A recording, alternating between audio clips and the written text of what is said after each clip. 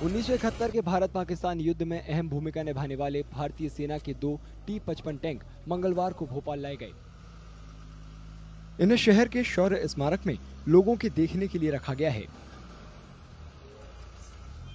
ये शौर्य स्मारक की स्थापना इसीलिए हुई थी कि जो हमारा शौर्य है, शौर्य के विविध रूप हो सकते हैं, उसमें अस्त्र हो सकते हैं, शस्त्र हो सकते हैं और भी चीज़ें होती हैं। तो ये जैसे आप जानते हैं कि ये बड़ा पुराना हमारा टैंक है, तो ये टैंक भी एक तरह शक्ति का प्रतीक है। तो यहाँ लगाने का उद्देश्य ये है, एक बार जनता देखे कि ये कैसे 71 के वॉर में इसने महत्वपूर्ण भूमिका निभाई थी और लोग जाने, ये हमारा उद्देश्य है। सेकेंड वर्ल्ड वॉर के अंत में सोवियत संघ ने ये टैंक बनाए थे। इन्हें 1968 में मेन बैटल टैंक के तौर पर भारतीय सेना में शामिल किया गया था।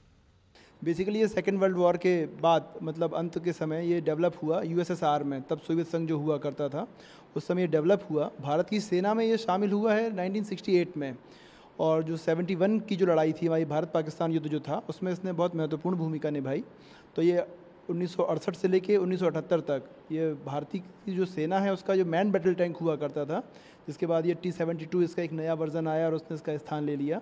तब तक ये मैन बैटल टैंक के रूप में भारत की सेना में शामिल रहा। भोपाल के शौर्य स्मारक में एक वॉर मेमोरियल भी है, जिसका उद्घाटन 2016 में प्रधानमंत्री नरेंद्र मोदी ने किया था।